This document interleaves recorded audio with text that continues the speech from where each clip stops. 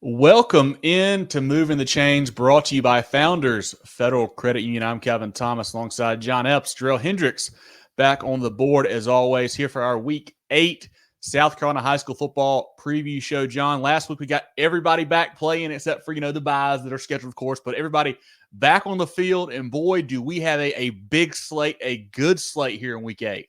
Yeah, this is where it gets really, really competitive. Some really good teams playing each other. I feel like we say it almost every week.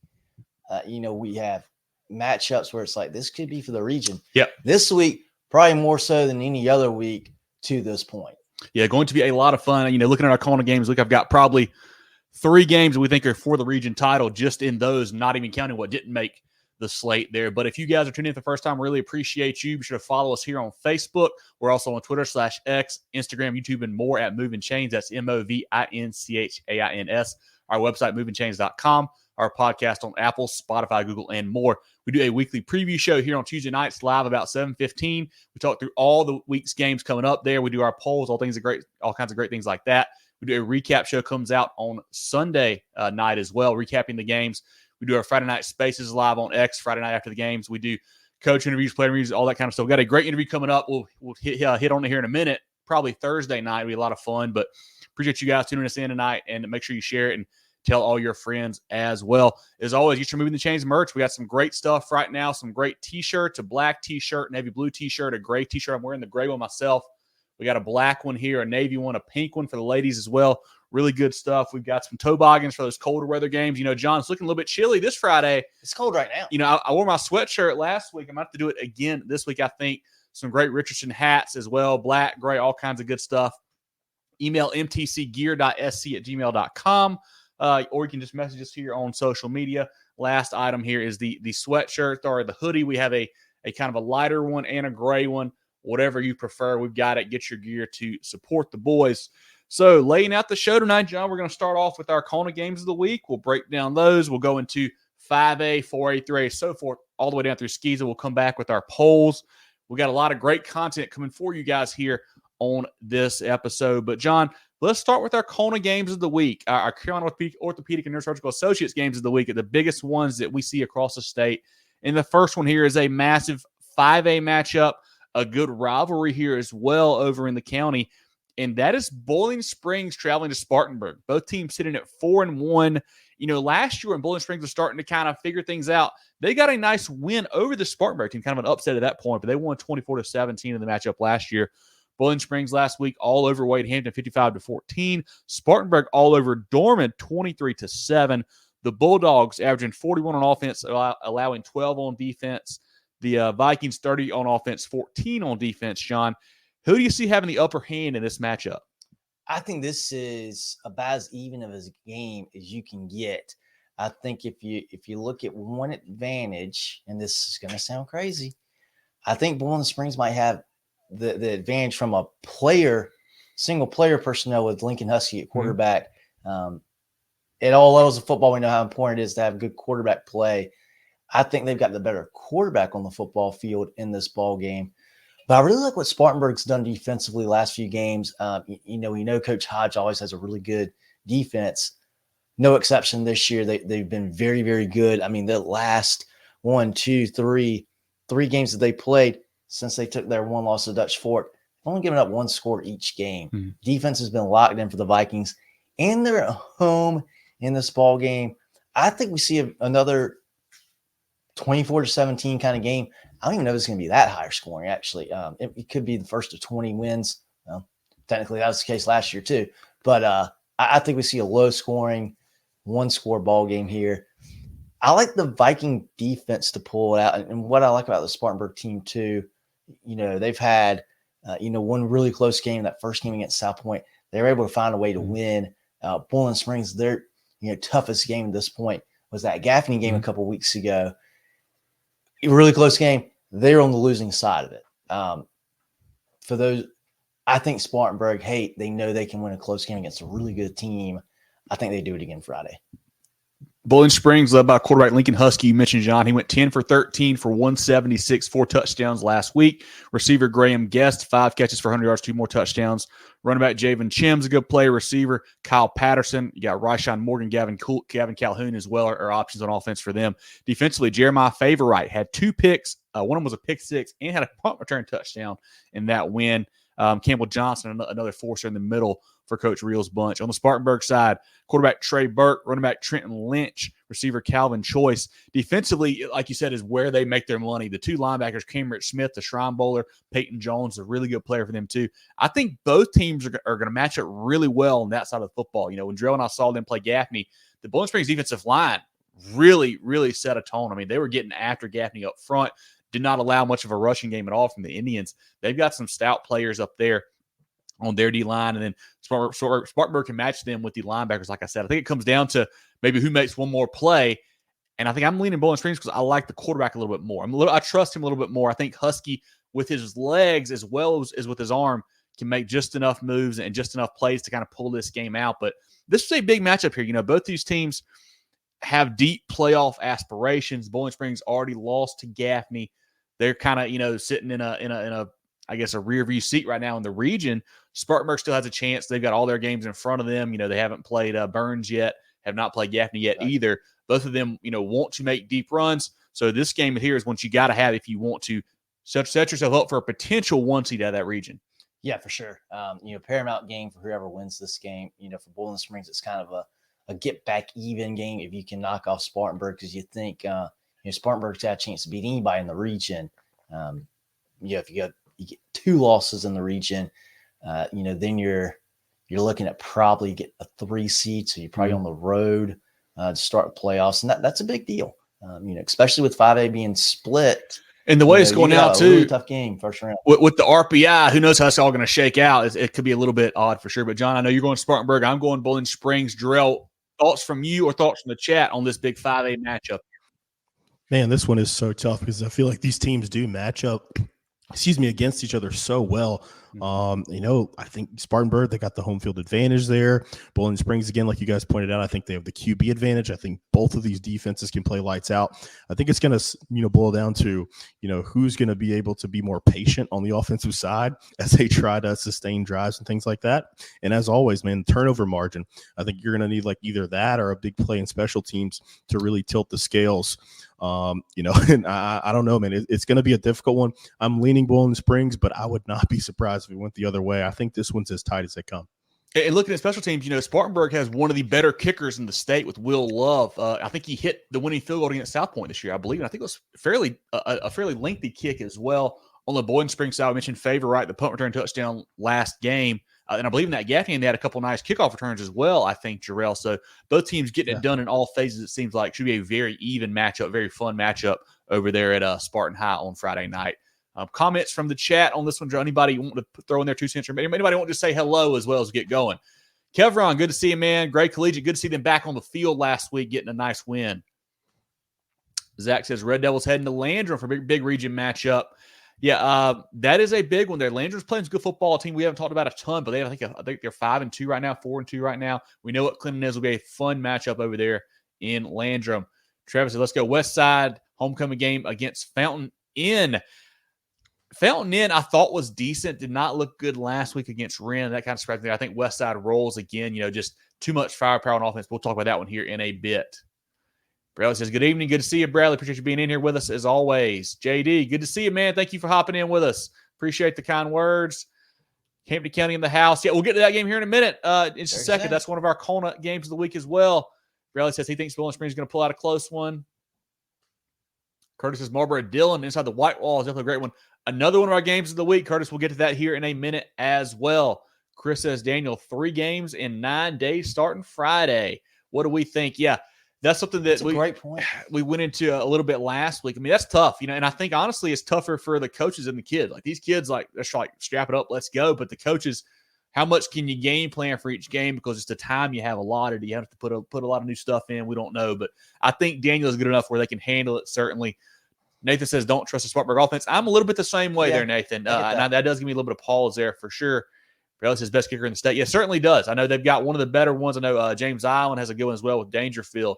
Courtney, good to see you, and I appreciate you hopping in with us. Let's go Bears, Homecoming Friday. Very nice. You know, it's that time of year, John. A lot of homecomings right now. So I feel like that's going around the state. Let's go to the next game, guys. Perfect. Our second CONA game of the week, John. Barnwell at Hampton County, both 6-1. This is one of those games I think is for the region title. I think these guys, two teams, are clearly the best in that region down there. Last year, Hampton County, big winners, 33-7 over the Warhorses. Barnwell coming off a bye, averaging 30 on offense, 10 on defense. Hampton County, 39-7 victory over Lake Marion, 34 on offense, 17 on defense. Hampton County, you know, last year, John, I thought we had a pretty good feel for them. You know, we knew, hey, Zion Dobson, big line, you know, big physical football team. They're going to run all over you. They're just going to kind of pound you into submission. This year, I feel like I don't have as much of a read on them yet. I know the quarterback, Chris Terry's back. They've got Jalen Singletary, who's getting it done. I think he had 10 for 125, 2 touchdowns last week. Also plays defense. He's one of our players of the week earlier in the season. Mandrell Sanders on the defensive side of the linebackers is a really good player for them.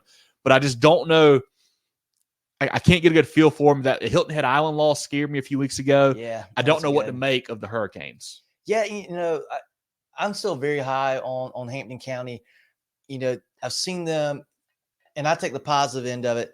I've seen them win with defense. You know, they beat Silver Bluff in a really tight game. Mm-hmm. Silver Bluff's not very good this year. Have not won a game yet still. You know, they score 14 points. They still win the game. Mm-hmm. And then a couple of weeks later, they play a good Bluffton team, a little bit of a shootout. Mm-hmm. You know, they give up 36. They score 50. Find a way to win the game. I think these are two, obviously, very, very evenly matched teams. Barnwell is extremely good in their own right. I want to go in this time of the year when you got these good of teams matching up against one another. I like the home team. I like to, if I'm flipping a coin, I'm flipping it on the home side. I'm going to go Hampton County this game, mainly because they're at home. I think they might be just a little bit better than Barnwell. I think this is another, you know, flip a coin and trust whether it's heads or tails, because I think both teams are very, very stout. You know, both teams are going to be around at the end of the playoffs as well. This would be a good game to, you know, put a little title or, you know, up there for a possible region championship. But I like Hampton County just a little bit more in this one. And for the Warhorses, you know, their last game was a win over Lake Marion as well, but it was 2 weeks ago. Cam Austin, the quarterback, had 3 touchdown passes. Nehemiah Brown, 2 touchdowns on the ground as well. Receivers Robinson and Wesley, got Jaquan Peoples as a player for them as well. Logan Sturkey, a good athlete on both sides of the ball, gets after kind of that linebacker hybrid spot and also kind of the hybrid H-back receiver spot on offense too. Does a good job there for them. The linebackers, Edie, Thomas, and Zizit get after it. And it's the game where, you try not to do too much score comparing because that doesn't really get you anywhere. But this was a weird one because it felt like when you look at the Lake Marion scores, Hampton County score looked a little bit better. Then you look at the Silver Bluff score, Barnwell score looked a lot better. And it's kind of tough to get a good vibe for this one. 2 very evenly matched teams, like you said, John. I've been very impressed with Barnwell. I was worried a couple of weeks ago with the way they lost that South Aiken game with the Thoroughbreds coming back last minute, doing some crazy stuff, a last-second touchdown to Juju Edwards after Barnwell having a big lead. I was like, that could really, hurt you and beat you more than one time. But they bounced back with, I think, 3 nice wins in a row since then, playing good football there for Coach Smith. I like Barnwell a lot. I think I trust the offense a little bit more. I just feel like I know more about them, I think we'll say, is honestly as part of it, because I've seen them play. We know more of the names. I like Barnwell in a close one. I think we might see a low-scoring matchup here as well, similar to that Bowling Springs Spartanburg game. Yeah, I'm not going to try to make a guess on what the score could be. Both of them, I brag about Hampton County winning with defense. Barnwell's done it too. They bounced back from that South Aiken game, beat a good Swansea team, 14-7 there. Again, 2 pretty evenly matched teams here. And it's going to come down to who plays better Friday night. I don't think this is not a game where it's going to go, boy, everything's going to have to go perfect for this team and they're going to have to catch a couple of breaks. No, it's going to be whoever makes 1 or 2 plays more than the other, because I think they're that close together matchup wise. Yeah. Yeah, we always mention special teams. Lane Evans, kicker at Barnwell, can get it done too, so he might be a key factor at the end. Jerel, comments from you or from the chat on this massive 2A matchup here between Barnwell and Hampton County? Man, these are getting tough, man. These games are really hard to pick, man. These again, two fantastic programs here. I want to give Zion Dobson a shout out. We just mentioned him a little bit. I think he just played his first, college game for Winston-Salem State. Had a big day. So that's awesome to see. Awesome to see that. I think he scored a touchdown, had like 100 yards and on 12 carries. So he's getting it done already. Shout out my boy Jackson at Barnwell. I know he's probably listening That's to right. this. Appreciate you, Jackson. Gotta show some love on both sides there. I don't know, man. I'm just going to go Barnwell by 3. I think it's a tight game. I just like Cam Austin a little bit more. That senior leadership there. He's played in games since he was a freshman. These big games like this. So that's just my reasoning going with the senior quarterback who's been through the battles. But again, this is just like the previous game. Would not be surprised if it went the other way. For sure. What is the chat saying about this game or about everything else going on in the state right now, Jerel? Barnwell by 7, says Bradley. Yeah, I think in tight game, man. Terrence says 28-7 Hampton County. Okay, that would surprise me a little bit there if it got that out of hand. But it could. They're at home, which is a big plus there. Curtis says big week for high school football. Big games, rivalry games this week. Yes, it is a loaded slate, one of the better ones we've seen so far this season. Chris says Batesburg-Leesville quarterback Tanner Watkins on school record watch. I think he became the third all-time passing yards leader and second all-time in touchdowns last week, or maybe have those flip one or the other. Not sure how close he is to the next numbers, but certainly playing good football there for the Panthers. Joey says, don't count out the Chapin Eagles. Yeah, Chapin is, I think they've lost 3 games. I saw today the combined score of the 3 teams that have beaten them is 18-2. So they're playing really good. They lost to Somerville, awesome team, Dutch Fork, and I believe Lexington as well. Teams that are playing really good football. So Chapin good certainly can be a factor here in 5. Anthony says Marlboro big over Dillon, too much talent. We'll get to that one here in a minute. Anthony, that's one of our games of the week. We'll break that one down here shortly as well. Brandon says Hampton County 31-21. Okay, I like that. I'd be surprised if it's even that many points. Yeah, could be. Curtis says kickers, don't overlook kicker from Lamar. Okay. Good point. Okay. Keep him in mind when they get those they had a really good kicker a while ago, Michael Hamlin. Yeah, he was good at a lot of stuff, wasn't he? Let's go to the next one, guys. Perfect. Our third CONA game of the week, another, I'm going to say it, region title here, John. Woodruff traveling to MVP, 2 of the undefeated teams still in the state here. Woodruff 5-0, MVP 6-0. This game played at Newberry College, actually. So that will be an interesting matchup on Friday night. Woodruff did not play last week. They're averaging 43 on offense, 28 on defense. Their last game, they beat Chesney 45-28. Quarterback TJ Morris is an absolute gamer. Not going to fill up the stat sheet, but just gets it done, man. A great high school football quarterback. Can run it and throw it. Running back Aiden Gibson in that game went 30 for 221, 5 touchdowns. Receiver Corey Moats is a dynamic playmaker. Cam Taylor, the big tight end, John, 12 catches this year, 6 touchdowns. So big red zone target. We'll put it that way for Cam. For Cam there. No doubt about that. And then defensively, they've also got Sean Graybill, Hunter West, and big-time players on that side.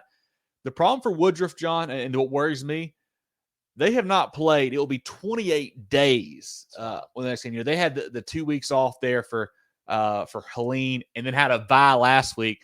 So that's a month of not playing football, man. It's almost a full reset. Does that scare you at all with the Wolverines against this MVP Stars team? A little bit, but they're still talented. If this was the first or second game of the year, I would be much more worried. And they've had some time to practice.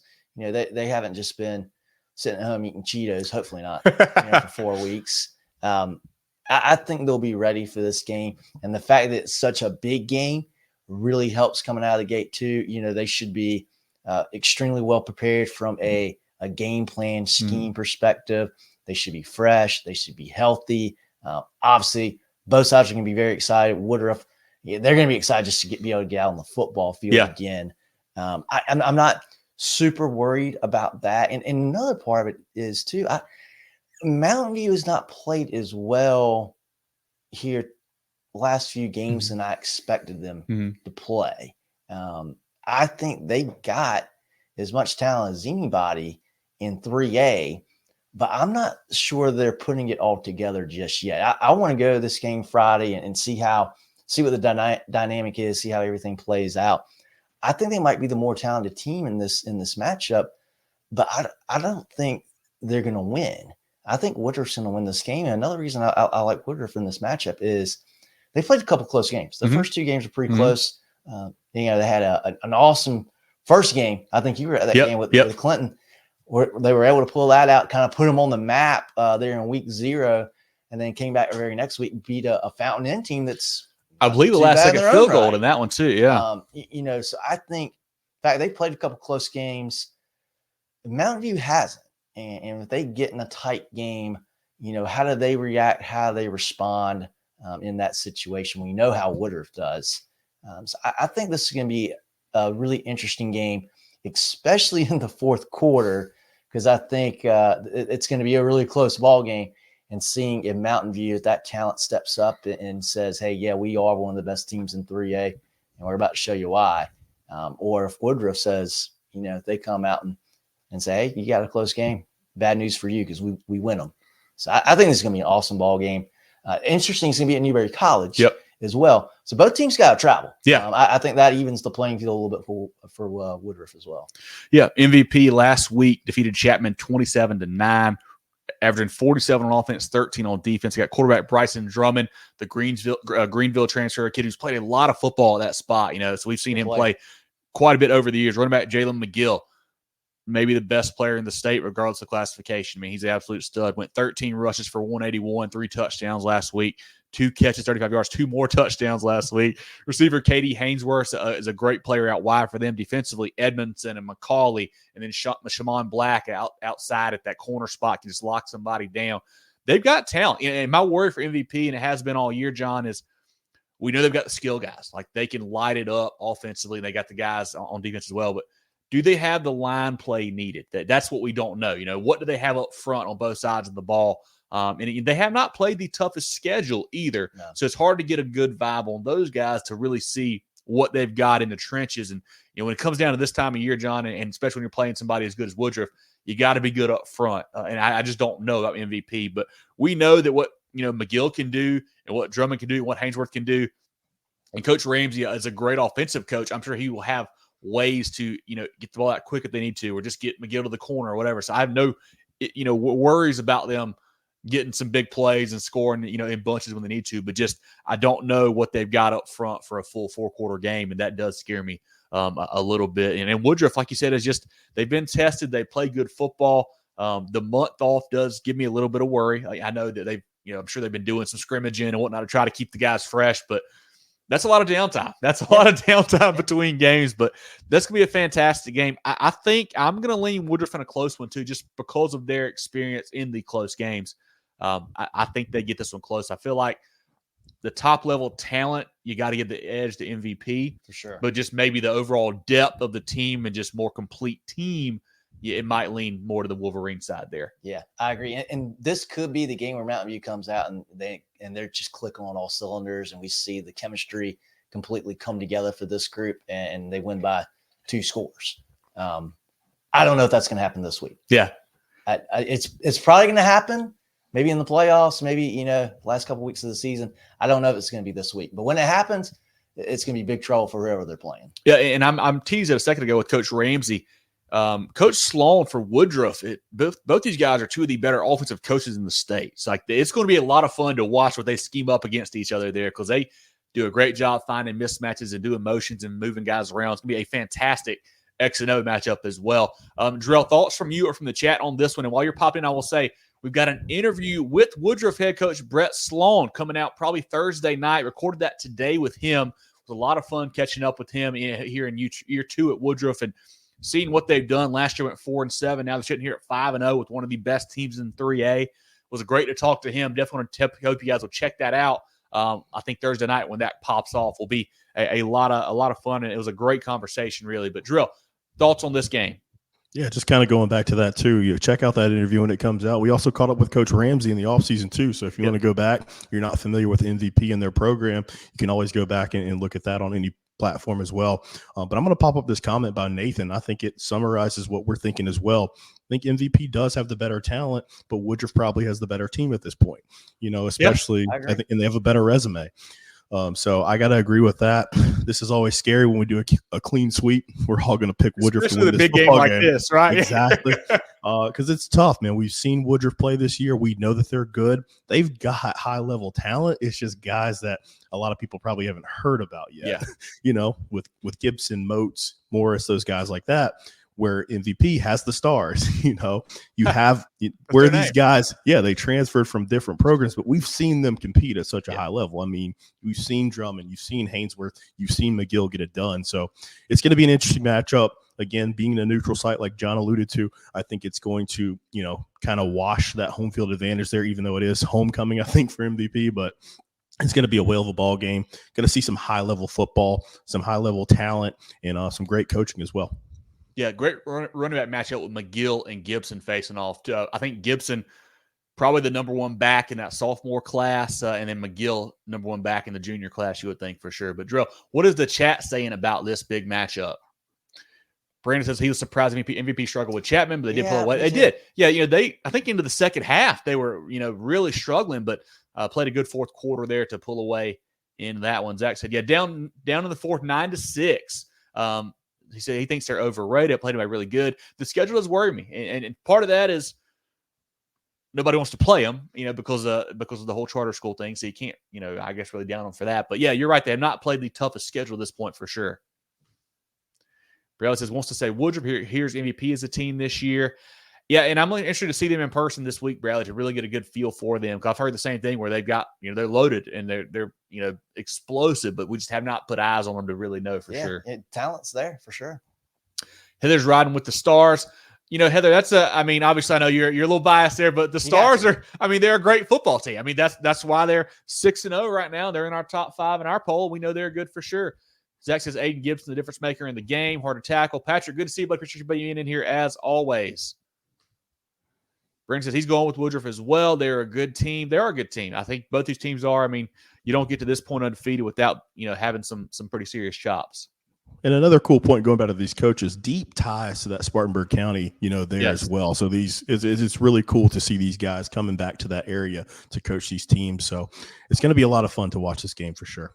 Yeah, and I know we'll have some folks in here who are watching the program at the game Friday. Be sure to yell us. I think we're all going to try to be there. So probably, say hello to us. Love to chat with you and catch up with you at that MVP Woodruff game. Jerel, anything else on this matchup? Let's move on to the next one, guys. Perfect. Our fourth CONA game of the week, John, the Highway 9 rivalry. Marlboro County, the Bulldogs, 7-0, traveling to the White Walls, taking on a Dillon team at 5-2.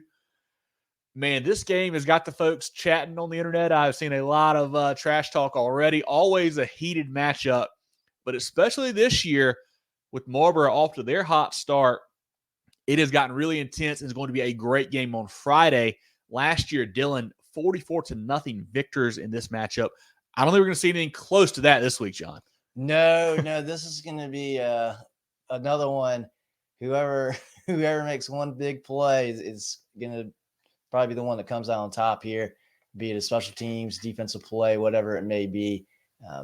This is going to be an awesome game. And this you could just watch this region all year and have a awesome time. Yep. I'm pretty surprised what kind of my watermark was going to be was how they fared against Ainer. Both of them blew Ainer out. I thought there was going to be two pretty close games. I'm really having a hard time what to do with this game. I think I saw Dillon play against Loris, and they played very well. They had chances to win that. Well, I say they played well. They made a lot of just really crucial mistakes. But they're a really good team, and they still almost won that game against a really good Loris team in an awesome road environment.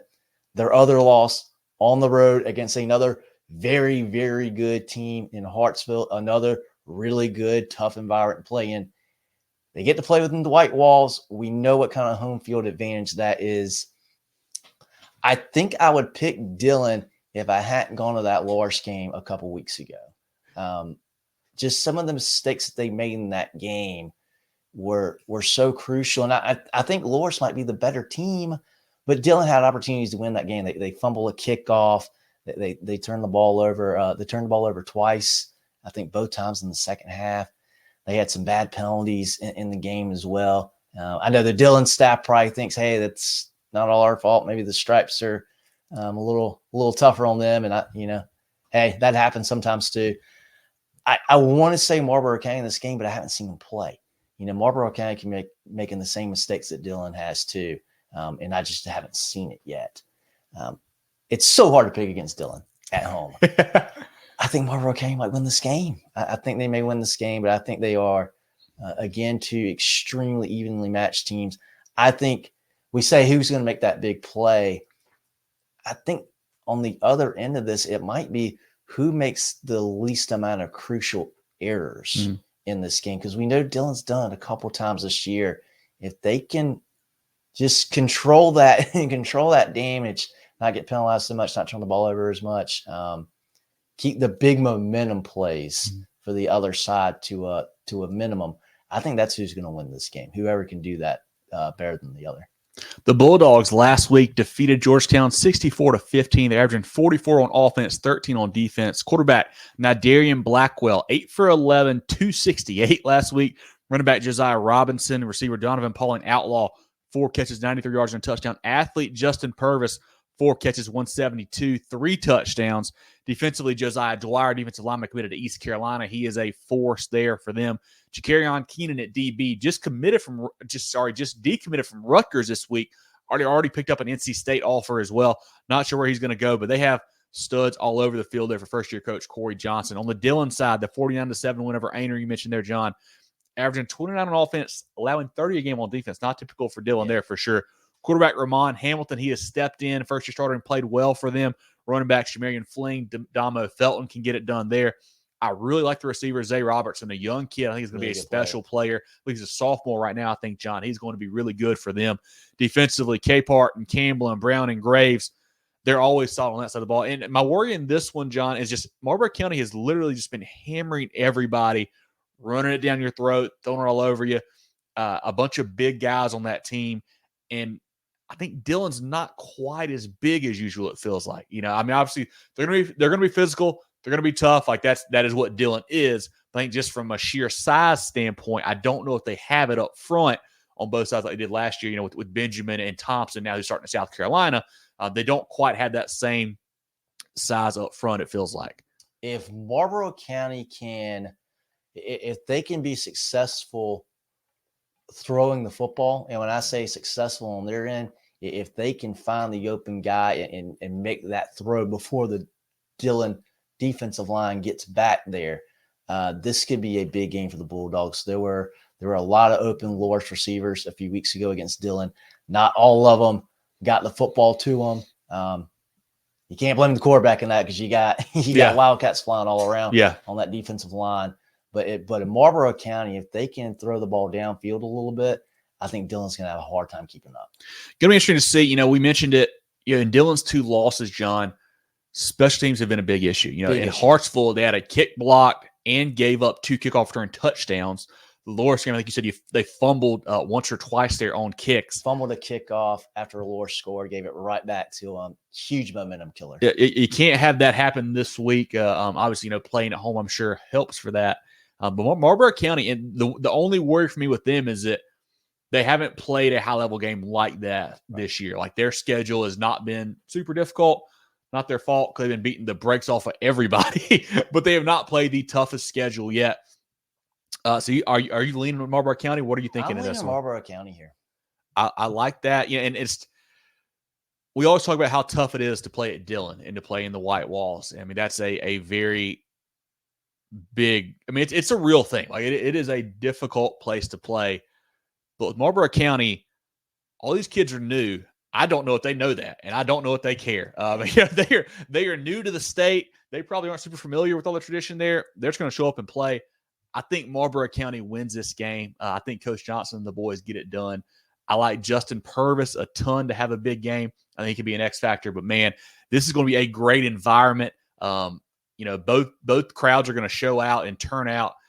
Always a physical and I don't want to say nasty, but a very intense rivalry probably going to be on a different level this year. Should be a great ball game over in Dillon on Friday. Yeah, it's going to be awesome. It's going to be a great environment. If you're at the game, get some chicken bog, settle in, get there early and enjoy it because it's going to be a really fun 4-quarter ball game. Yeah, and I think, in my head, I almost want to pick Marlboro County by like 2 scores, but I don't know if I can make myself do it. I think they're a legit football team, but we'll see. It'll be a fantastic ball game. Jerel, thoughts from you or from the chat on this one? I know people have been talking about it a ton on social media, man. Give us your 2 cents on this Bulldogs and Wildcats game. What the heck? I've been known to put my foot in my mouth a time or two. Who cares? I think Marlboro County is going to try their best to run it up, and I think they're going to win it by multiple scores. I think they're going to win this game. This was going to be a lot of fun. A lot of the advantages you see are in Dillon's favor. They've got the mental edge. They're playing at home, but I think there is a talent gap this year, and I think Marlboro County is going to try their best to exploit it. I like what you said there. These guys don't really know a lot about it, so they're not going to care, and the ones that do, so they're going to relay that message. I think Marlboro County is going to try their best to make a good impression because they have not played a difficult schedule yet. So I think it's going to be pretty fun to watch. Going to be keeping up with these updates throughout the week and on Friday night, but it should be a lot of fun to watch. Yeah, and I hope it's a safe environment as well. I know this one's gotten a little nasty in the past. I hope it stays under control in the stands. But I feel like, John, no matter what teams we see playing these weeks, there's always something going on now with the kids fighting or whatever. Let's keep that to a minimum, folks. So let's make sure we just have a good football game there in between the white walls. Jerel, what else we got from the chat on this matchup? Zach says potential for game of the year. Certainly could be. Curtis says be a close one, maybe 21-20. Yeah, I can see that. Marlboro County getting revenge, says Bradley. Curtis says, is Marlboro tested? Yeah, and that's a question for sure. They have not played a super difficult schedule. You look at the common opponent there, Scotland County. Both teams beat them by a similar score. Honestly, I think it was at that point. So that was close. They're Marlboro's closest game, but they've been railroading everybody. Nathan says could be the nastiest game of the year. Who composed himself the most? Certainly, that could be a big key there. No stupid penalties, no dumb flags, no dumb turnovers. Certainly could be the difference maker in this matchup. Mario says Wildcats don't make those mistakes at home. Be a tight game like Dillon, 28-21. And if they don't, I could see that being the score for sure. Yep. Chosen says Marlboro County in OT. That would be great. Or great to see overtime. Anthony says Marlboro County averaging 10.1 yards a carry. Offensive line, everybody over 6'4", 320. That's a college line size right there, John. That is impressive what they're doing there with Robinson in the backfield and also Blackwell and Purvis slipping in there some too.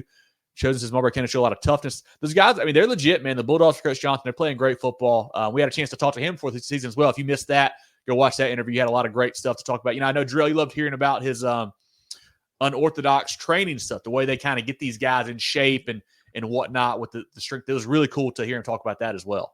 Yeah, most definitely. Yeah, he's definitely bringing a new angle to it. They're trying to be, effective in the weight room and, working on speed, agility, flexibility, stuff like that. So, and it's obviously working. The way that these guys have been performing this year. So it's going to be interesting. Will it work this Friday night? We'll see around, 10, 11 o'clock.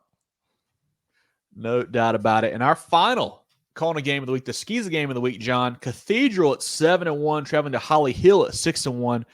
Both these teams' only losses have both been to Jefferson Davis. So they're playing really good football. Cathedral 52-8 last week, averaging 52 on offense, 18 on defense. Quarterback Johnny Gresham, running backs Ward and Welch, receiver Jacob Gamas, Josh Simmons. Defensively, Jeter and Holmes are leading them on that side of the ball. Holly Hill 66-0 over Kings last week, averaging 40 on offense, 15 on defense. Quarterback Ashton Souls, a multi-year starter there, gets it done on both sides of the football. Running back Parker Kaiser, Jody Gillum at receiver. Also Camden Harmon and Jason Eiler on the defensive side. John, Cathedral, kind of an upstart team this year. I don't believe they played SCISA 8-man last year. These teams didn't match up last season. Holly Hill, went all the way to the state title before falling to JDA. They're a really good program. The Raiders are one of the premier programs each year in 8-man football. I think they win again behind Ashton Souls. But can Cathedral step up and make a statement this week, you think? I think they're going to make it a great game. I think it's going to be a close game. But if Holly Hill's not playing Jefferson Davis, it's hard for me to pick against them. Mm-hmm. And I'm going to go with them again. They played – you look at what they did last week. That's as close to a perfect game as you can have. Yeah. They're obviously clicking. They're in. Yes, Zach. Yep. Yes. 8-man. Yep. Lots of points. Yeah. I'm going Holly Hill, and I think they're at home as well. They are. I'm going Holly Hill on this one. Yeah, cool stadium there they've got down there at the Holly Hill area. Jerel, thoughts from you or from the chat? Listen, I saw a couple comments pop in. I thought a second ago.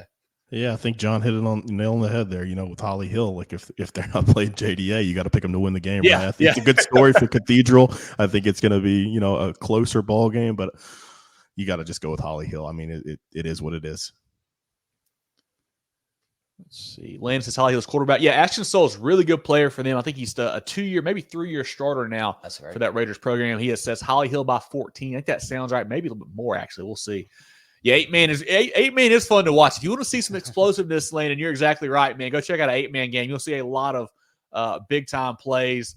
I got to watch this. 6-man. Now, wow. that's like 7-on-7 out there. I don't know what to do with the 6-man. I don't know how that works. That'd be something. I've not seen any of that, Zach. I'm going to have to check out one of those at some point. That's all the comments we got on that one. Yes. So perfect. Well, once again, our CONA games of the week, we had 5 great matchups. If you missed us talking about any of these games, you can go watch it when the show is over. It'll be back at the beginning. You can check that out. Put the timestamps in there. We had Bowling Springs at Spartanburg, Barnwell at Hampton County, Woodruff at Mountain View Prep, Marlboro County at Dillon, and then Cathedral at Holly Hill were our matchups for our CONA games of the week this week. Jerel, let's shout out some friends of the program before we start looking at the 5A slate and work our way down. A single moment can ignite a passion. With every play, a spirit of teamwork is forged, and determination evolves into success. Life is the ultimate team sport, and a trusted teammate makes all the difference. Our team at Founders Federal Credit Union works hard every day to offer the financial tools you need, backed by unrivaled member service. Relax. The George Agency has been serving the insurance needs of South Carolina for over 40 years. They're a full-line insurance agency concentrated in employee benefits and health insurance with an office in Mullins and Murrells Inlet, but they can help you all across the state. They have clients in Greer, Rock Hill, Columbia, and more, so wherever you are, they can help. Give Bradley, Wayne, Richard, and the crew a call or check them out online at thegeorgeagency.net. That's thegeorgeagency.net. Now, John, as we go into the rest of the schedule from the state, you guys will hear we've got some games on Thursday this week. We're starting some of the rescheduling, try to get some of these games in that got missed. So you'll hear some Thursdays. I think we got some Tuesdays next week. We'll talk about those next week. No Mondays, luckily for us. I don't worry about any Monday games, but let's go through some Thursday and Friday games here in the 5A slate. Yeah, starting on Thursday in 5A, Carolina Forest will go to North Myrtle Beach. All of a sudden, that's a big game. I believe both those teams are undefeated in region. North Myrtle Beach 2-5, but they've won their last 2 in a row in region play. Carolina Forest looking better as well. That's a sneaky game that will matter a lot, I think, for seeding here in the playoffs. For sure. Woodmont will be at Greenwood. JL Man goes to TL Hanna. TL Hanna, they've lost a game in region already to Greenwood. They need to win this game against JL Man. JL Man looks great. Had a big win over Hillcrest on Saturday night. A bit of a quick turnaround Saturday to Thursday for them. Wonder if that worries Coach Watson. I think they'll be okay. I like JL Man. Too much firepower on offense, I think, and they win that matchup. Yeah, I think the Patriots win big in this one. And Easley will be at Hillcrest, and Greenville will travel over to Malden for the Thursday night games. Got to shout out the Mavericks, man. They ended a 15-game losing streak last week with the win over Easley, John. They were down 21-0 in that game. Came back and won. Awesome there for those kids. Awesome there for Coach Cook. Hopefully, they can keep it rolling and stack up a wins here late in the season. Yeah, I think they got a chance. I think they got a chance against Greenville. Greenville not playing great football here, their first year in 5A right now. It could be a close game. Malden's got some obviously got the momentum on their end right now. Yes, they do. Jumping over to Friday, Clover will host Indian Land. Lugoff Elgin will be hosting Westwood. Rock Hill will be at Northwestern. Always a fun rivalry. Rock Hill has plays pretty good football this year. Yeah. They've got some explosive players with Knupp and Ratley and Malik Clark, obviously on offense there. Northwestern, I think, are just a buzzsaw right now, man. They are really putting up big numbers with Finley Polk and Vance and Watkins and Zamir Gordon Miles, those guys on offense. They are blowing everybody out. Can Rock Hill keep it close? We'll see. I don't know. Everybody be juiced up for this game, though. Should be a good crowd out there. Burns will travel to Eastside. Riverside will be hosting Gaffney. Dorman at home against Wade Hampton. Irma will travel to White Knoll. White Knoll is a team that worries me. I think we were all kind of high on going into the year, go based on what they did last year. They brought the quarterback back as well. They've struggled. That loss to River Bluff 2 weeks ago kind of worried me in that overtime loss there. Irmo, seeing them first person last week, they're really impressive. They're big and physical. They got playmakers everywhere. A.J. Brand, Amir White, Donovan Murph out wide. They are a tough team defensively, what they can do as well with Jaden Bryant up front. They just kind of beat you into submission, it feels like. And I think they win again this week. It was certainly a great trip. John, I think you've been there before, but to W.C. Hawkins Stadium. It was a really cool stadium. Yeah. Really cool stadium. Enjoyed that. Enjoyed talking to Coach Brand. Got to meet Jesse Bryant, a fan of the show. He's great to talk to as well. And if you missed it, we got interviews with Coach Brand, A.J. Brand, and Donovan Murph up on our social media page. I know A.J. Brand, the big VT commit. Donovan Murph, the 4-star receiver that everybody wants right now. Go check out those interviews as well on our social media pages. Yeah, that would be Irmo. I wish this Irmo team this year could have played the White Knoll team from last year. That would have been a lot of fun. Sumter will be at home against Blythewood. We talked about one of our CONA games of the week, Boiling Springs traveling to Spartanburg. Wanda will be hosting Berkeley. Interesting game here. Berkeley surprised me by losing that game last week. I've been really high on the Stags team this year. Losing that game and the way they lost as well, super low scoring to Goose Creek, gives me some worry there. And Wando has looked solid in their first-year head coach, Isaiah Perry in there. He's got them playing pretty good football. Sneaky game there. I think Berkeley a little too much firepower. They should win this one. But if they play like they did last week, Wando's got a real chance. Yeah, don't have 2 bad weeks in a row, or you might catch another L there. But I agree with you. I think they'll have it ready to go this week against Wando. See West Florence at home against Ridgeview. Stratford on the road against Cane Bay. Goose Creek, as you mentioned, they will be hosting Lucy Beckham. Chapin will travel to River Bluff. That'll be a really good region game there. Catawba Ridge at home against Nation Ford. Fort Dorchester hosting James Island. Ashley Ridge on the road against Somerville. Might be a good game here. So Ashley Ridge, I believe, is 6-1, 5-1. 6-1. Somerville undefeated still. I don't think Ashley Ridge is as good as Somerville. You look back a couple weeks there, their one loss is to Oceanside. 3-18, beat them pretty handily. Somerville has just really hammered everybody, it feels like, this year. I think the Green Wave and Coach Rafferty are legit, man. They're playing really good football. I think they win that game easily over the Swamp Foxes.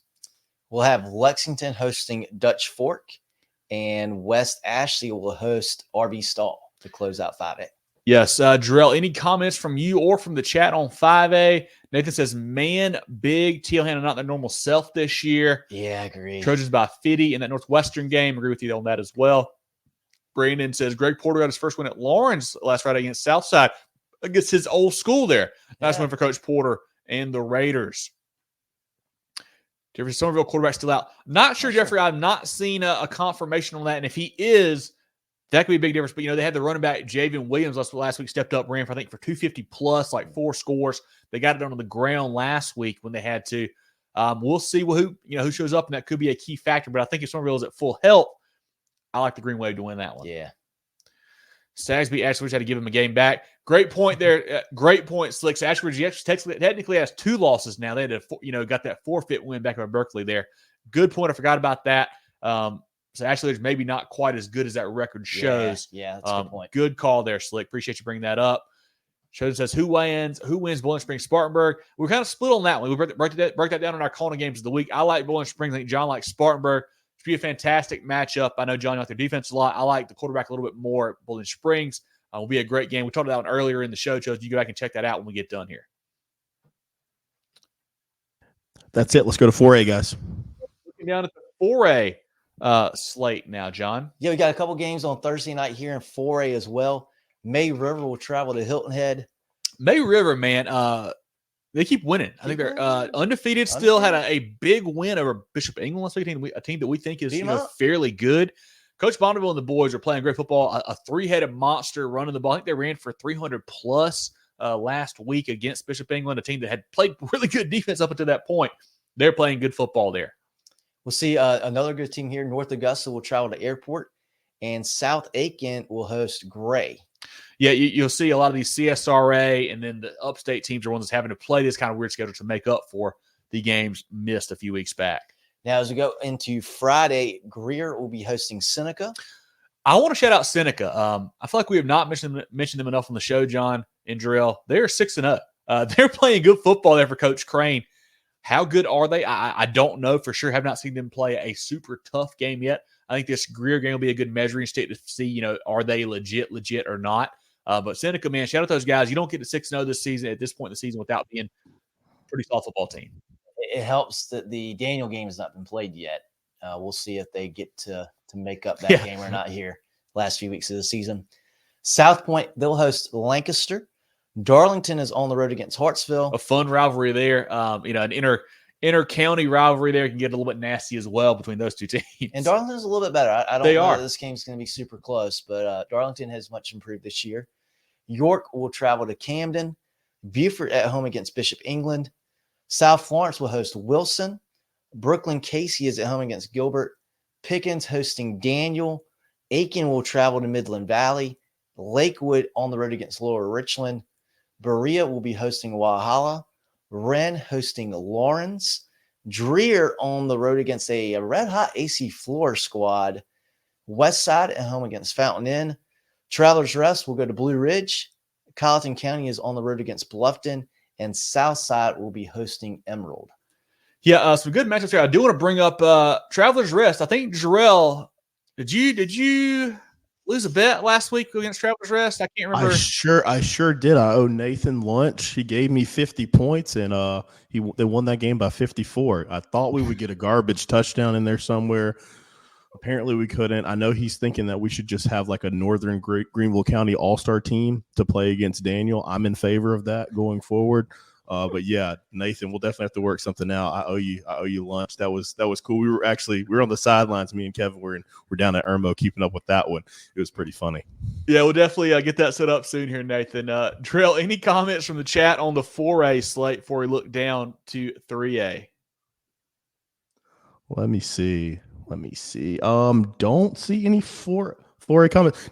Is Orangeburg Wilkinson playing this week? I didn't hear them on the schedule. They're 3A. They're 3A. Or 3A. There we go. Minute and see. I can't remember if they play or not. Just put that in your mind to talk about them when we get there. OW, the Bruins. Okay, we'll get to it.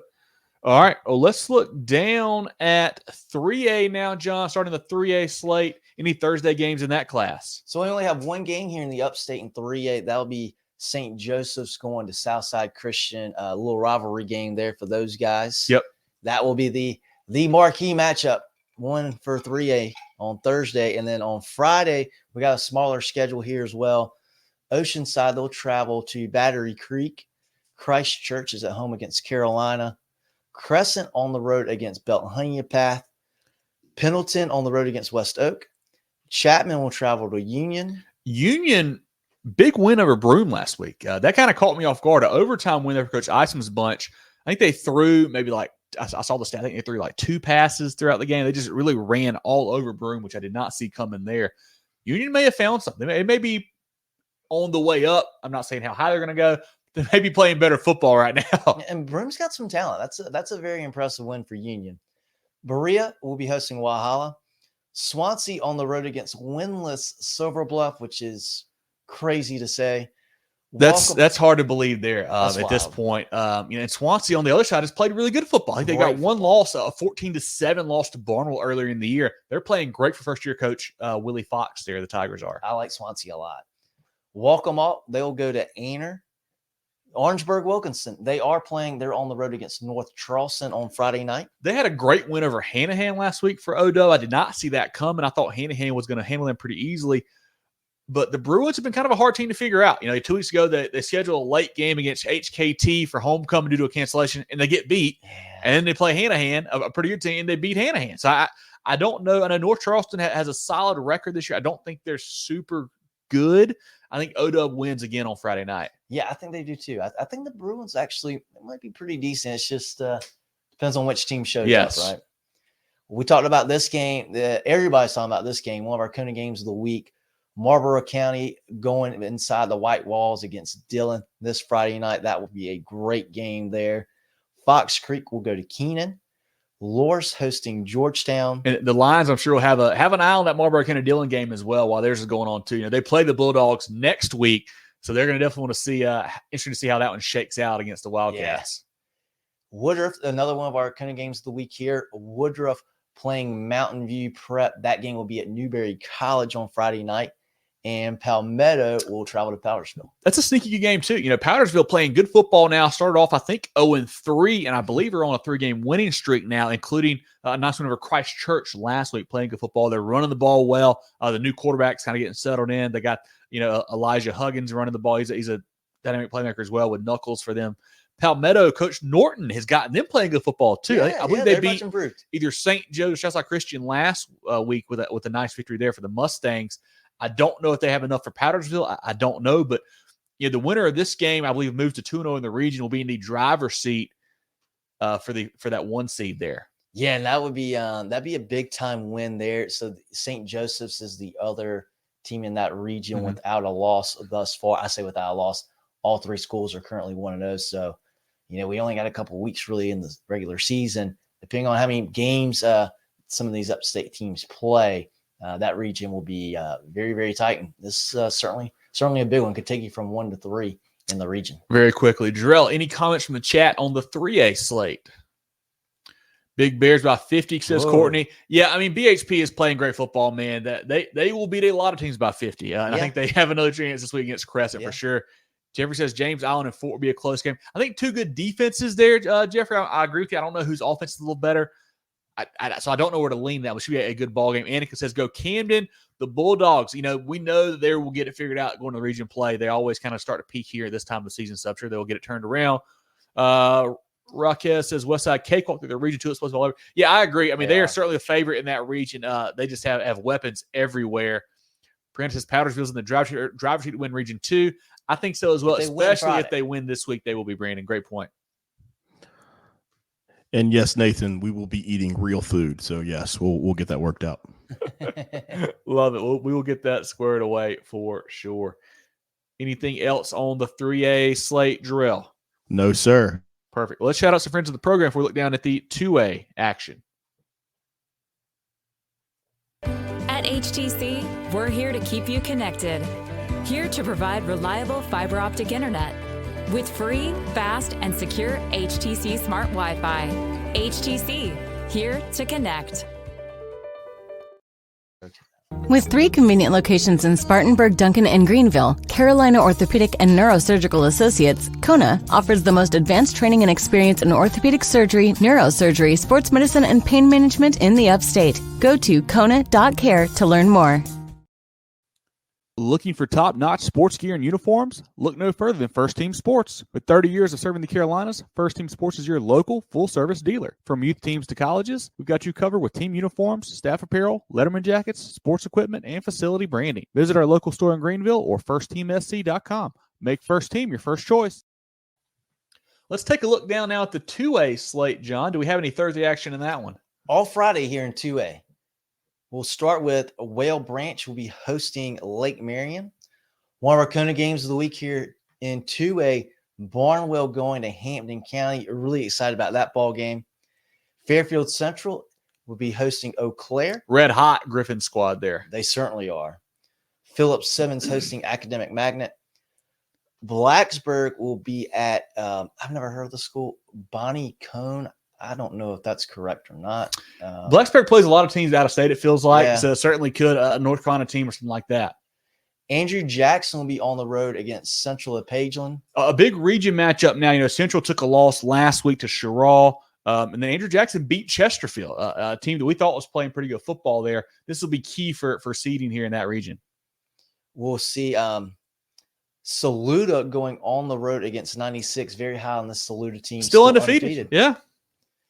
Glennon, they'll be on the road against Landrum. We talked about this game a little bit earlier. Landrum, great place to go see a football game. They got a great stadium up there. I do think Glennon rolls in this one, but could be a good game. Yeah, I think the Red Devils too much firepower, man, with Cook and Richardson and those guys. They're too explosive on offense, I feel like, right now. Let's see. Zach says I like to throw it. Quarterback's close to 1,000 yards in the air already. Yeah, certainly slinging it around. That's only through 6 games there, too, so definitely getting after it. I'm sure Coach Campbell will have a good plan built up there for the secondary to come up with some big stops. And I think Clinton wins in that one pretty handily, honestly. Yeah. Liberty will be on the road against Chesney. Burke on the road against Woodland. Pelion will be hosting Schramm Thurman. Buford at home against Chesterfield. Jerel on the road against the North Central squad. Columbia at Chester. Manning will be hosting Atlantic Collegiate. Mullins at home against East Clarendon. Lake City will be hosting Marion.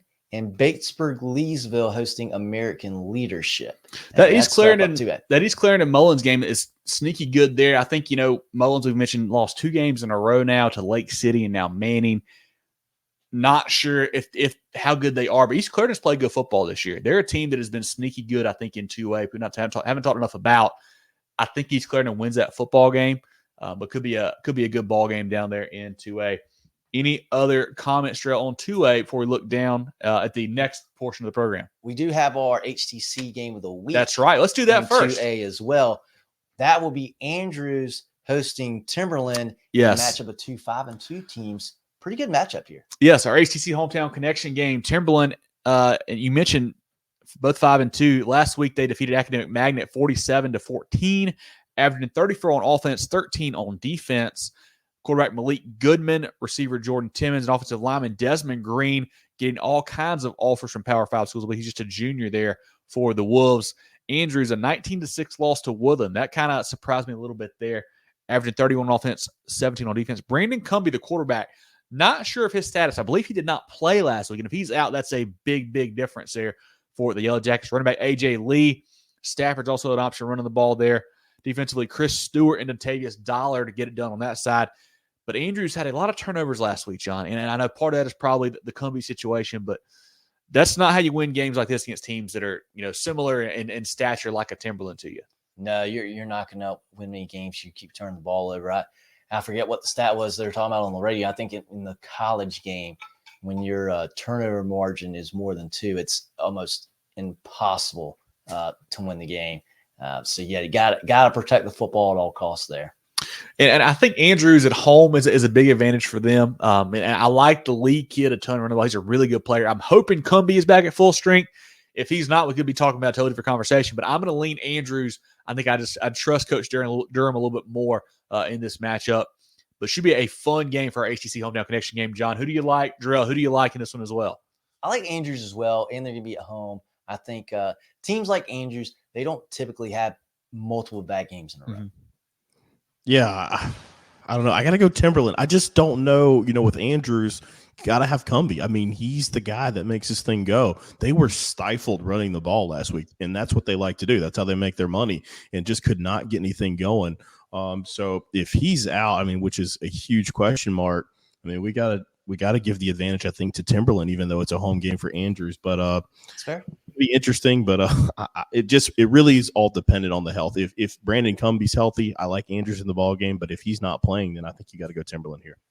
Yeah. Once again, Timberland at Andrews for our HTC Hometown Connection game of the week. HTC, this is Live Connect with. Each week we'll have a game from either Georgetown, Marion, or Horry County is one of our HTC ball games. Go out and support them, guys. If you live in those areas, certainly support HTC. But, Jerel, any other comments from the chat on 2A or on the HTC game before we move on? Brandon Kuhn says, Fairfield Central's only lost to Ridgeview. Also won a close game against Newberry. Yeah, they beat Louisville, too. Another good team. They're playing really good football there. It's a good squad. Good 5A squad. Yep, the Griffins are playing great for Coach Davis there. Nathan just got all the jokes this week. It says, heads up, Daniel Berea next Tuesday, in case that's going to be a CONA game of the week. You know what, Nathan? If it wasn't on Tuesday, I have to think tough about it, but, with the show being the same time, I'll not be able to make that happen. But. We'll have to do a live remote on screen. I love it. Let's go to 1A, guys. Looking down to the 1A slate now, John. Johnsonville at home against Green Sea Floyds. Calhoun County be on the road against Blackville Hilda. Branchville hosting Military Magnet. Latta on the road against Lakeview. Fun rivalry there. Last year, Latta got the better of them. Coach, had some words for us on the pregame, the postgame interview there after what we said on the show, which I appreciate that. But I think this year, Latta is taking a step back from last year's team. There's not as much talent. They lost Jamarian Jones, some other guys there for them. Lakeview looks really good, playing really good football. Their one loss was to a Mullins team, but it was a weird game. They got spinning at half and came back a couple days later and played. Super odd situation there, but they've got some nice wins. The Wild Gators are playing great for Coach King right now. Love Foxworth, love Herlong there getting it done. I think Lakeview wins, and I think they're probably about a few scores in this rivalry matchup. Yeah, I really like Lakeview in this one. This is another game where, hey, if you could take this year's Lakeview team against Lattice team last year, you'd have a really good ball game there. But yeah, Ladd just lost a lot of really good talent from last year. I like Lakeview in this one as well. We'll see Hunter Kenner Tyler on the road against Williston Elko. I really like this HKT team. They're playing good football. Yes, they are. Wilson Elko, has had a solid year for them as well. But HKT, I think, just too much firepower, too big, too physical. I think they win this matchup. The Trojans do. Yeah. Lee Central on the road against Lamar. McCormick, they'll be at home against Calhoun Falls. Ridgeland at home against Bamberg Earhart. Ridgeland team, I feel like I do not know anything about. And I think they've got a fairly good record. I just don't know a whole lot about them. First year split back apart from Hardyville. How good are they? I don't know. I know how good Bamberg Earhart is. Chanston Crosby, Marcus Cann, those guys. I think the Red Raiders get that victory. I do too. C.A. Johnson hosting Great Falls. Louisville on the road against McBee. Dixie will be at home against Ware Shoals. A really good Dixie team, but they took their first loss against Whitmire last week. See if they can bounce back. Hemingway is on the road against Carver's Bay. Denmark Olar at home against Allendale Fairfax. Baptist Hill will travel to St. John's. Scotch Branch at home against Bethune-Bowman. Wagner Sally will travel to Rich Spring Minetta. And Abbeville hosting that Whitmire team that just came off that big win against Dixie. Yeah, Abbeville is a team that we know is very good, and it's tough now getting a region play. We're just not going to play anybody at their level, honestly, in the region. Like they're not. So it's just almost just stay healthy and let's get to the playoffs, and we'll just see what happens starting maybe the third round. Maybe third, fourth round. And I feel bad for these teams like Whitmire. Whitmire, they just came off a really good win, and what's your reward? Well, now you got to travel to High Field and play Abbeville. Got to play the Kansas City Chiefs of 1A football. Yeah. Pretty much. Any comments from 1A in the chat? Let's take a look at SCISA. Perfect. Our SCISA slate this we've got Thomas Hayward at John Paul, Dillon Christian at Christian Academy. A big one here, John. We actually had as a CONA game of the week a couple weeks back. Then it got moved due to the rain, and that's Hammond traveling to Northwood. Hammond continues to roll with Turner and Johnson and Croft and Tyler and those guys for Coach Wheeler. Northwood had an interesting loss last week to Portergate. Just could not get the offense going, so second half especially. I think Hammond still probably a class above everybody else in SCISA 4A and SCISA as a whole. I think the Skyhawks win that matchup. Wardlaw goes to King. Lawrence Manning at Ben Lippin. LMA, a big win over Cardinal Newman with the new coach. Can they keep it going this week? Be a fun storyline to follow there. Spartanburg Christian at Thomas Sumter. Newberry at Lawrence. Cardinal Newman at Augusta Christian. Hilton Head Prep at St. John's. Kings Academy at Conway Christian. Trinity at Northside. And then Colin Prep at Lee Academy. Two very evenly matched teams there. Colin Prep, quarterback Cale Owens, quarterback Tanner Wolf. And then Wolf and Varner on defense as well. Get it done for them. I think Colin Prep is a good team in 1A. They've got a chance to make some noise this season there. Jerel, any comments from the chat? 1A SCISA before we look at our next portion of the program. JD says Abbeville measuring 12 points of region play. Yeah. Great point there, JD. It's what do you do? I don't know. I mean, like I said, John said, you feel bad for the other teams. We know Abbeville is that good. Also, Jerel, who has the best hot dogs this year? I tell you what, we've had some good ones so far, man. Yeah, give me a second. Let me run through, the reel. I got to think about this year. They start all, clumping together. I'll get an answer to you in the next 10 minutes or so.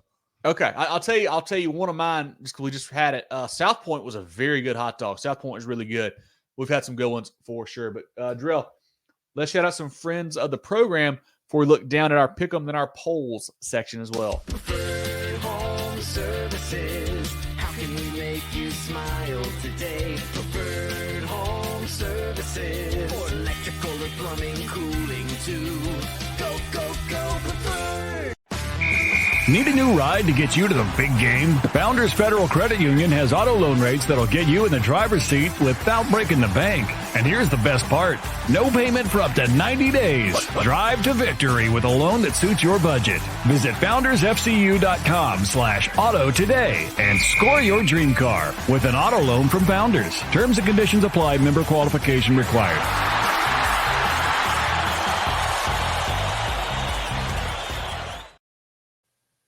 Each week we do our Pick'em contest brought to you by Hannah Engineering. We do 11 games across the state.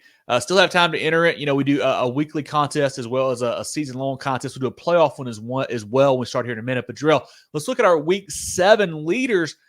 We had 3 perfect scores. Dakota, USC, JMO, and Richard E. all with an 11 spot. A lot of 10s. Billy, Chris, DJ, Gary, Reese as well. Lots of 9s with Ryan, Tyler, Jay Dawson, Jaron, JDP, Dale, Ethan, Kyle, Dion, Chechuan, Avery, Brad, Mike, Haley, and Corey. Lots of really high scores. John, you and Joe both with 9s. I had an 8 last week. I don't know if maybe we did a bad job picking games. It's made them too easy. I don't know what to make of that.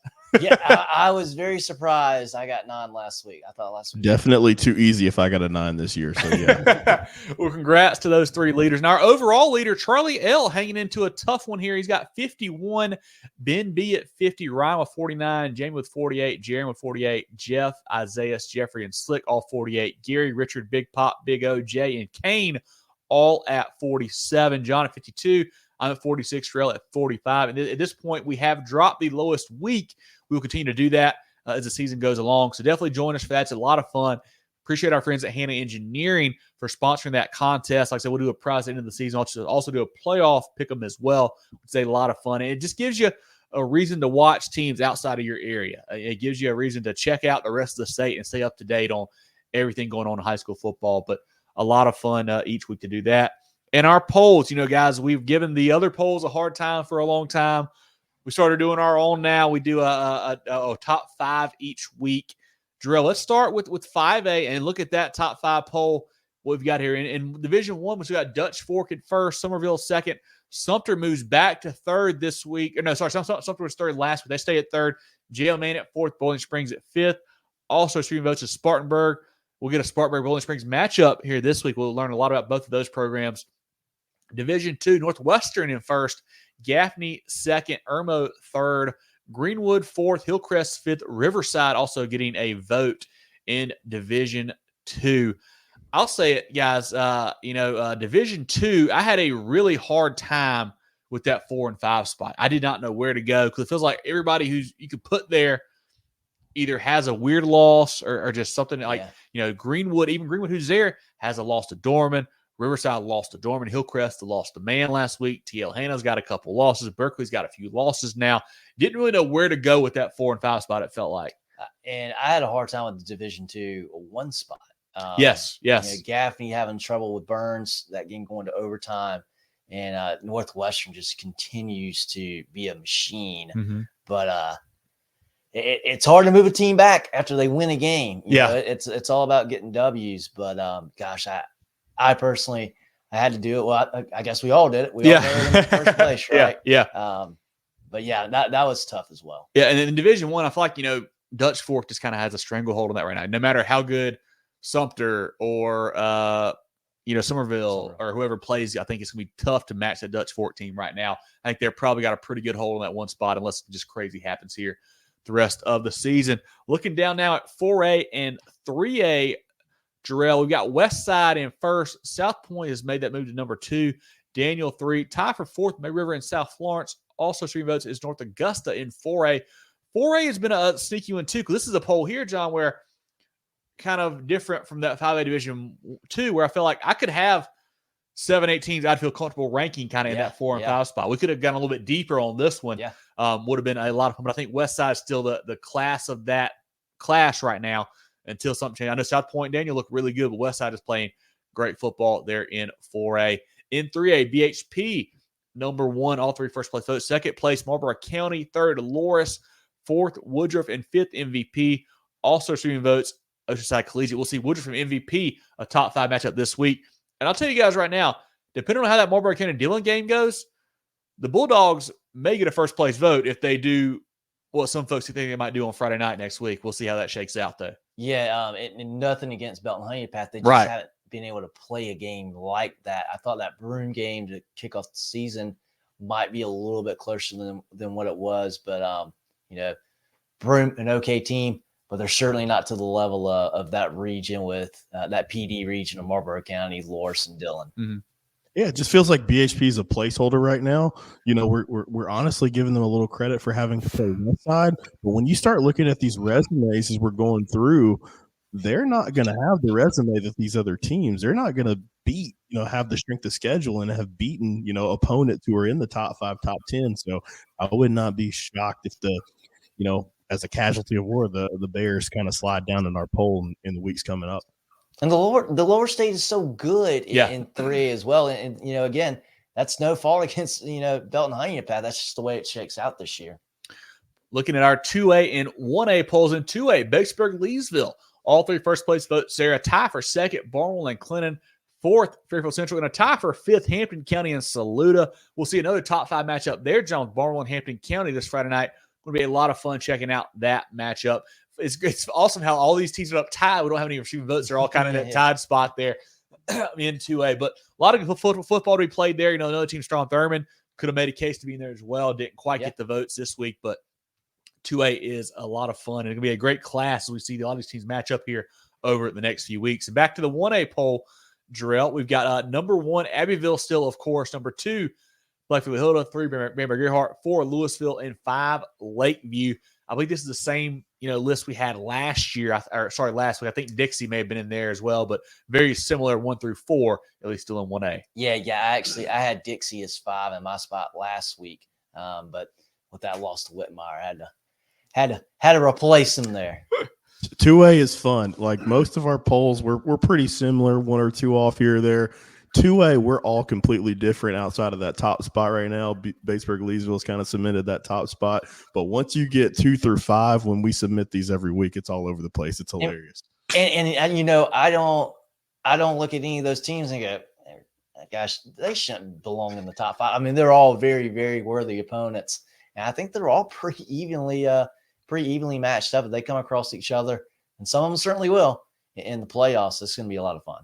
No doubt about it. Any comments from the chat, Jerel, on the polls or anything in general? Courtney says Big Bears number 1. Yep, they've been there all year long, and they will stay there. Brandon says very good region, too. Batesburg, Leesville, Saluda, Strong Thurman. Yes, all very 3 of those will work themselves out for sure there with those 3 teams getting after it here in the next few weeks. I know that Batesburg, Strong Thurman game is actually going to be that week of 11-8, that new week they added on to be to end the season. Curtis says, like these polls better than others. Appreciate you, Curtis. Thank you for that, man. We try to do a better job and give it a more well-rounded view and not focus on just, one section of the state and things like that. So appreciate you for that, Curtis. Anything else, Jerel, on our polls or anything in general, I guess, as well? No, that's it. I guess I can pop back in. I was trying to look at the map to remember the games that we've been to this year. Dude, I don't think that we've had a bad hot dog. I mean, Louisville's yes, you have. I saw you throw one in the trash, Jerel. We did. There was one bad one. I saw Jerel throw one in the trash. We'll just say it was in Spartanburg County. Forgot about that one because it was that bad. So, yeah, it was in Spartanburg County. Not good. The other 7 or 8 that I've had this year, fantastic. That one, we need to go back to the drawing board. Hey, and be on the lookout this Friday for our Irmo food review coming out. Those were a very good hot dog there at Irmo as well. Certainly enjoyed that one. Do want to shout out our teams of the week. Malden, the big win, ending that losing streak, the big win over Easley last week. We had Whitmire defeating Dixie, a previously unbeaten Dixie team there, John. And May River, a huge win over Bishop England, brought to you by Preferred Home Services, our friends over there. Once again, May River, Malden, and Whitmire, our 3 teams of the week. Our players of the week from the Georgia agency, we had Reese Price at Wren, Carmelo Jones at Cross, and Landon Robinson at Walhalla. Guys, go look at what Carmelo Jones has done the last few weeks. I think he put up 7 touchdowns this week. I think he had 6 last week and maybe 5 or 6 the week before that. Unreal stats for Cross these last few weeks. Done a great job there for Coach Wright's program. Once again, send us those stats each week. We love shouting out these kids. Definitely get those over to us. Like I mentioned earlier, we'll have our big interview with Coach Brett Sloan dropping on Thursday night. The head coach of the Woodruff Wolverines, a massive matchup against MVP on Friday. Definitely check that out. Get his thoughts on that one. He kind of lays out his thoughts on their program and how they've gotten to where they are and just what he likes about this team, what's going to take to get a big win. So definitely check that out on Friday and on Thursday, and then check out the game as well on Friday. As always, check us out on Facebook, Twitter, Instagram, if you more at Movin Chains, MOVINCHAINS, MovinChains.com, our podcast on Apple, Spotify, Google, and more. Our weekly preview show here on Tuesday night, 7:15, live on Facebook and YouTube. our recap show on Sundays, our Friday night spaces on Fridays, giving a scoreboard show pretty much, our coach interviews, players of the week, teams of the week, food reviews, lots of good stuff all throughout the week as well. Our Moving the Chains merch, we've got some great hats. We've got all these stuff, pictures of these on our social media pages. Check them out. We got great Richardson hats here. We've got great toboggans, a black one, a gray one for those colder games here. We've got some great T-shirts right now, a black, a gray, a navy blue, and a pink as well for the ladies. Order your stuff, mtcgear.sc@gmail.com, or just message us on Facebook. We have the hoodies still from last year. A few of those left, a gray version and a white or lighter gray, whatever you want to call it as well. Get you a great hoodie. This stuff is really high quality, John. It feels good to wear. Really comfortable. Looks good, feels good. Support the boys. Get your Moving the Chains merch today. Jerel and John, any final thoughts from you guys on this week 8, which is, honestly, maybe the best slate of games we've had so far this season? Yeah, I'm just really excited about, really pumped about the Marlboro County Dillon game. That's going to be awesome. Mountain View, Woodruff is going to be awesome as well. And I got nothing against 5A, but I love seeing some of these smaller schools in these big time games. You really see some awesome atmospheres. Hard-hitting question here from Courtney. We know he's a big BHP supporter. I'll go ahead and start off with this question. I have no idea. 3A it's crazy competitive this year. 3A, it typically is competitive. I thought that it was going to be gutted a little bit going into the season. I thought it was going to be very top-heavy, and boy, was I wrong about that. I think it's going to be a lot of fun keeping up with the 3A playoffs. I think we got some real contenders on both sides of the state. I'm going to put my money – put my money where my mouth is, if I'm saying that right. I think whoever wins Region 5 is my favorite to win the state championship, be it Marlboro County, Loris, or Dillon. Whoever wins that region, I think is going to be the favorite for me to win 3A. You know what's crazy? Thinking about to our poll we had, I think we had a top 5 and then also another team receiving votes. I think all 6 of those teams could win the state title right now. And there's probably a couple more. I know we did the cool exercise last year. We'll do it again this year as we go into the playoff shows about how many teams from each class can win state. I think 3A may have the most, honestly, that could win it right now. Yeah. There's a lot of really good football teams in 3A. Will be a fun class to follow. Jerel, any other comments from the chat before we wrap up here? Oh, they're ragging on me about the hot dog. I completely forgot about that terrible one. I've been crying, laughing back here for the past 5 minutes because you called me out. I'm trying to be nicer to these concession stand workers. We didn't say where, but it was hilarious because yes, it was. You know what's funny is you say it was you quite want to be awful. Nicer. I feel like I got to be more strict in my grade. I feel like every hot dog I grade is like a 7+ or an 8+. I got to. They've been great this year, though. They've been fantastic. We have not. Normally, we run into some bad stuff. I mean, we've been in Clinton, Louisville, South Point. I mean, we've had some really good hot. Irma got chicken bog at Irma. I got a bologna sandwich at Strong. Ren might be the best one. Ren was super good. That might be the best one. Fantastic. So yeah, we've had a lot of good hot dogs. You can deduce based on the map of which one we're leaving off. So if you want to do some investigative work, you can find it out there. But a lot of good stuff this year so far. So it's going to be fun. Excited about this week of games. So we got some primetime matchups. It's kind of the schedule's been kind of messed up, but this week is going to be a lot of fun to keep up with. Certainly. And if you guys see us at a game, certainly come and say hello, man. We love talking football and talking ball with you guys. Now I mentioned Jesse Bryant pregame last. We got to take a picture of him. That was really fun. Getting to talk with him, get his thoughts on the team. And I know Jerel, you talked to Coach Donovan Merstad as well for the game. Love talking to those folks and getting to hear their thoughts because we don't get to see a lot of these schools you guys do. So certainly give us your thoughts. Love to have your input. And, if you're at a game, feel free to message us as well. If you want to just send us updates, we'd love to get that from you too. So definitely don't be shy and certainly interact with us as much as you can. Love to hear from you guys. But any other final thoughts from you guys before we wrap up here?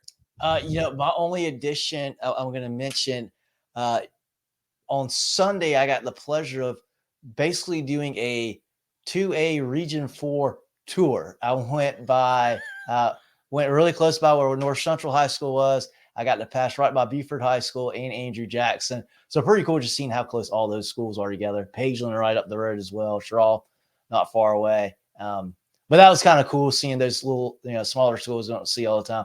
I'll tell you what, Andrew Jackson, I haven't been there since they built the new school. Man, that is a really, really good-looking school, really good-looking campus they've got over there in Kershaw. Where y'all going to be this week, guys? Tough call. I mean, leaning probably Woodruff, Mountain View Prep. Not 100% sure yet, but leaning that direction. But we'll see. Have not made the final call yet. Curtis, we would be between the white walls if Clemson didn't decide to kick off at noon this week. So I'll say that. that does make it tough. Does make it tough for sure. But once again, guys, Brett Sloan interview Woodruff head coach on Thursday. Friday night Spaces, join us on X for that about 10:30 on Friday. Love to talk to you guys and get through those scores. But for Jerel Hendricks and John Epps, I'm Kevin Thomas. Moving the Chains is always brought to you by Founders Federal Credit Union. This has been our Week 8 South Carolina High School football preview show. We'll talk to you guys soon.